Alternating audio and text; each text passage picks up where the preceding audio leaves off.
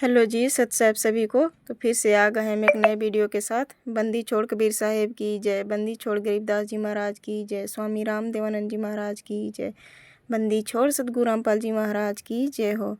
तो सत साहब जी सभी को, कैसे हैं आप सब। तो हम आ गए फिर से एक नया वीडियो लेकर के।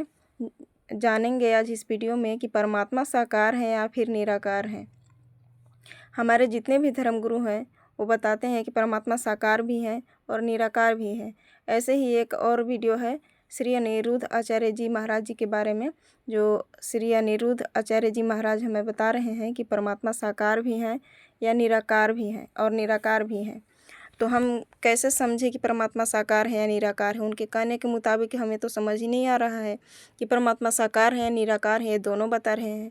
ऐसे तो होना तो एक ही चाहिए था, या तो परमात्मा साकार ही होते या फिर निराकार ही होते। यहाँ पर हम परमात्मा को साकार माने या निराकार माने, यहाँ असमंजस उत्पन्न हो जा रहा है। माने तो माने क्या। तो आइए देखते हैं श्री अनिरुद्ध आचार्य जी महाराज जी का वीडियो क्या बताते हैं। तो वीडियो में बने रहिए, बढ़ते हैं वीडियो की ओर। अच्छा बताओ, भगवान सगुण है या निर्गुण है, साकार है या निराकार। अब सुनो, भगवान साकार भी है और निराकार भी है। दोनों कैसे, उत्तर सुनिएगा। बताओ, पानी निराकार होता है कि साकार। पानी का आकार है या नहीं, जोर से। पानी का आकार नहीं होता, इसलिए पानी निराकार होता है। लेकिन वही पानी जब फ्रिज में रखा जाए, गिलास में भर के, कटोरी में भर के, तो वो बर्फ हो जाता है। पानी तो निराकार था पर बर्फ का आकार है। उसी तरह ईश्वर तो निराकार है, पर वह ईश्वर जब भक्तों के प्रेम की फ्रिज में बंद होता है तो भक्तों के लिए वह। तो यहाँ पे आप एक बात बताइए कि हम परमात्मा को साकार माने या निराकार माने। यहाँ पे आप ही बताइए, आप ही सोचिए कि परमात्मा को हम क्या समझे, साकार समझे या निराकार समझे। यहाँ तो संत रामपाल जी महाराज हमें शास्त्र खोल करके दिखा रहे हैं, बता रहे हैं। ऋग्वेद मंडल नंबर 9 सूक्त 86 मंत्र 26 में और 27 में बता रहे हैं कि परमात्मा साकार हैं, राजा के समान दर्शनीय हैं, वे धूलोक में विद्यमान है, वे विराजमान है। यानी कि विराजमान है यानी कि वो साकार हैं। साकार हैं तभी तो विराजमान हैं। तो यहाँ पे हम क्या माने, श्री अनिरुद्ध आचार्य जी का कहना माने। हमारे संत रामपाल जी महाराज जी सिद्ध कर दिए, दिखा दिए। ऋग्वेद मंडल नंबर 9 सूक्त 86 मंत्र 26-27 में बता रहे हैं कि परमात्मा साकार हैं, वो धूलोक में विराजमान है यानी कि वो साकार हैं। तो वो चलिए चलते हैं संत रामपाल जी महाराज जी का, हमारे गुरु जी का वीडियो देखते हैं कि वो क्या बताते हैं, परमात्मा साकार है या निराकार है। तो बने रहिए इस वीडियो में। तो आज ऋग्वेद मंडल नंबर 9 सूक्त 86 मंत्र 26 से जानेंगे कि परमात्मा साकार है या निराकार है। तो आइए पढ़ते हैं ऋग्वेद मंडल नंबर 9 सूक्त 86। यहाँ पे देख सकते हैं, यहाँ पे है ऋग्वेद मंडल नंबर सूक्त 86 मंत्र 26। तो आगे पढ़ते हैं। यहाँ पे संस्कृत लिखा हुआ है, आप लोग पढ़ लीजिएगा। यहाँ पे हम हिंदी पढ़ते हैं। तो यहाँ पे क्या लिखा हुआ है देखिए। यज्ञ करने वाले यजमानों के लिए परमात्मा सब रास्तों को सुगम करता हुआ, उनके विघ्नों को मर्दन करता हुआ और उनको पवित्र करता हुआ, और वह कांति में परमात्मा कवि। यहाँ कवि की शब्द का उच्चारण क्यों हो रहा है, आप लोग यहाँ पे विचार कीजिएगा। यहाँ पे जब परमात्मा का विवरण चल रहा है, यहाँ पे परमात्मा का जो विवरण चल रहा है, तो यहाँ पे कवि का क्या काम है। यानी कि कवि का मतलब यानी कि कबीर देव जी के बारे में यहाँ पे बात हो रही है। पूर्ण परमात्मा कबीर परमेश्वर जी के बारे में बात हो रही है। कोई कवि इस पूरे विश्व में अभी तक धरती पर कोई नहीं अभी कवि ऐसा हुआ जो सर्वज्ञ हो सकता है, पूरे ज्ञानी हो सकता है। कवि है, कविता ही लिख सकता है। वो पूर्ण परमात्मा सर्वज्ञ नहीं हो सकता। सर्वज्ञ हो सकते हैं तो आप विचार भी कर सकते हैं कि कबीर साहब जी ऐसे ज्ञानी हैं जो किसी को अपने सामने टिकने नहीं दिए हैं। जैसे कि गोरखनाथ जी हो, गोरखनाथ जी से भी चर्चा करते हुए कबीर साहब जी उनको अपना ज्ञान बताए थे। उनसे कबीर साहब जी से ज्ञान गोष्ठी की थी, तो गोरखनाथ जी ने उनके ज्ञान को समझा था, उनको हराया था। तो आप यहाँ पे समझ सकते हैं कबीर साहब जी पूर्ण परमात्मा हैं।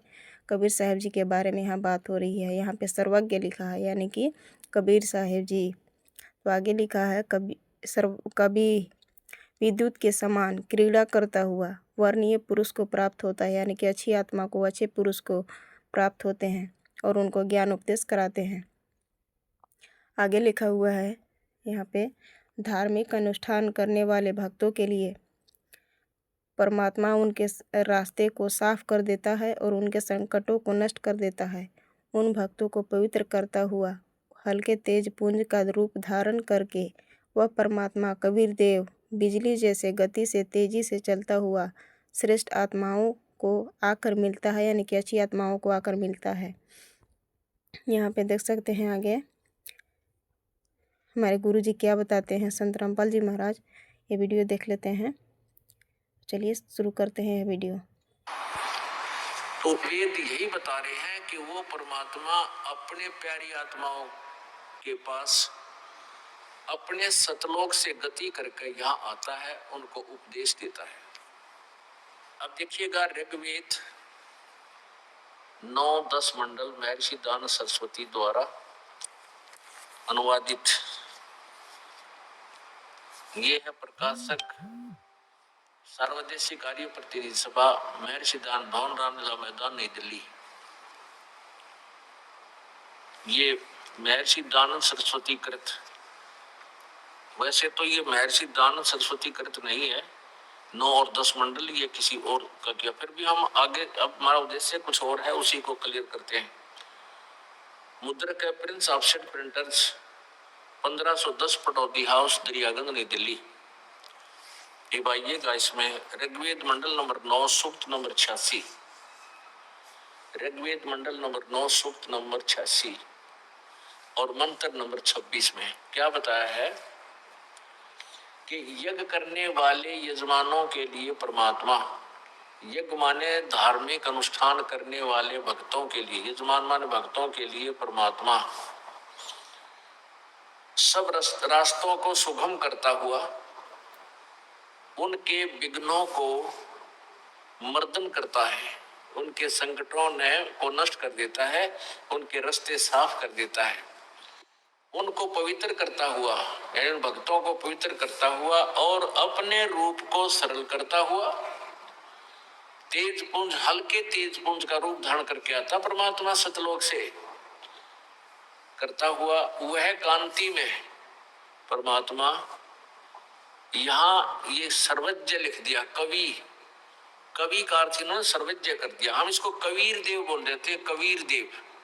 हम फिर कबीर साहब कहने लगे, वह को वह बोलने लगे, वैसे कबीर साहब, वो कबीर देव विद्युत के समान, यानी बिजली जैसी गति से क्रीड़ा करता हुआ वहां से यानी खूब तेजी से चलता हुआ वर्णीय पुरुषों को प्राप्त होता है। वर्णीय माने श्रेष्ठ, अच्छी आत्माओं को आकर मिलता है। इसके बाद आगे क्या लिखा हुआ है, ऋग्वेद मंडल नंबर 9 सूक्त 86 मंत्र 27 में आगे पढ़ते हैं। यहाँ पे क्या लिखा हुआ है, प्रेम की सैकड़ों धाराएं जो नाना रूपों में स्थिति को लाभ कर रही है, वे परमात्मा को प्राप्त होती है। प्रकाश पुंज परमात्मा को वृद्धि वित्तियों के विषय करती है, वृद्धि वित्तीय विषय करती है, जो परमात्मा धूलोक के तीसरे पृष्ठ पर विराजमान है और रोचक प्रकाश स्वरूप है, उसको वृद्धि वित्तीय प्रकाशीय करती है। यानी कि परमात्मा साकार हैं, धूलोक के तीसरे पृष्ठ पर विराजमान है, यानी कि सतलोक में रहते हैं परमात्मा, पूर्ण परमात्मा कबीर साहेब जी। वो हमारे गुरु जी ने यहाँ पे सिद्ध कर दिए कि धूलोक के तीसरे पृष्ठ पर विद्यमान है, यानी कि एक स्थान पर विराजमान है, तो उन्हें निराकार नहीं कह सकते, वे साकार हैं। हमारे गुरु जी बताते हैं कि परमात्मा साकार हैं। परमात्मा अच्छे पुरुष को मिलते हैं, अच्छे आत्मा को मिलते हैं, उसे उपदेश कराते हैं, ज्ञान समझाते हैं, बताते हैं। तो यहाँ पे सिद्ध हो गया कि परमात्मा साकार है, निराकार नहीं है। और जितने भी धर्म गुरु हैं हमें बताते हैं कि परमात्मा निराकार हैं, लेकिन क्या वे लोग शास्त्र नहीं पढ़े? शास्त्र में तो साफ साफ लिखा हुआ है कि परमात्मा धूलोक के तीसरे पृष्ठ पर विराजमान है, राजा के समान दर्शनीय है। तो परमात्मा साकार है, इससे सिद्ध होता है कि राजा के समान दर्शनीय हैं, वे सिंहासन पर विराजमान हैं, वो साकार हैं, उन्हें देख सकते हैं, उसे छू सकते हैं, उन्हें महसूस कर सकते हैं। यानी कि परमात्मा साकार हुए। हमारे गुरुजी बताते हैं कि परमात्मा साकार है, निराकार नहीं है। तो अनिरुद्ध आचार्य जी बताते हैं कि परमात्मा निराकार है। उन्हें जैसे कि पानी होता है, पानी तो निराकार होता है, लेकिन उसे जब फ्रिज में हम जमा देते हैं तो साकार बन जाता है, अपना रूप ले लेता है। लेकिन परमात्मा इस तरह से नहीं, परमात्मा पानी नहीं है कि उन्हें फ्रिज में बंद किया जा सकता है। परमात्मा जब चाहें धरती पर आ सकते हैं, अपने सभी रास्तों को मर्दन करता हुआ, सही करता हुआ आते हैं और सभी पुण्य आत्माओं को, यानी कि अच्छी आत्माओं को प्राप्त होते हैं, उन्हें ज्ञान समझाते हैं। यहाँ पे साफ साफ लिखा भी है, धार्मिक अनुष्ठान करने वाले भक्तों के लिए परमात्मा उनके रास्ते को साफ कर देता है और उनके संकटों को नष्ट कर देता है। उन भक्तों को पवित्र करता हुआ हल्के तेज पुंज का रूप धारण करके, यानी कि उनके जितना चमक वाला शरीर है वो हल्के करके तेज पुंज, यानी कि हम उनके पूरे तेज पुंज को हम सहन नहीं कर सकते, नहीं देख सकते, इसलिए वे हल्के तेज पुंज का रूप धारण करके वह परमात्मा कबीर देव बिजली जैसे गति से तेजी से चलता हुआ श्रेष्ठ आत्माओं को आकर मिलते हैं। तो इसे हमारे गुरु जी सिद्ध कर दिए हैं कि परमात्मा साकार हैं। तो आज का वीडियो आप लोगों को कैसा लगा कमेंट बॉक्स में ज़रूर बताइएगा। परमात्मा साकार है, निराकार हैं। संत रामपाल जी महाराज यानी कि हमारे गुरु जी सिद्ध कर दिए हैं कि परमात्मा साकार हैं। वेद से ऋग्वेद मंडल नंबर 9 सूक्त 86 मंत्र 26-27 में सिद्ध कर दिए हैं परमात्मा साकार हैं। तो आप लोगों का क्या राय है, क्या विचार है, कमेंट बॉक्स में ज़रूर बताइएगा। वीडियो को लाइक कमेंट शेयर जरूर कर दीजिएगा। तब तक के लिए सत साहेब। जय बंदी छोड़ की।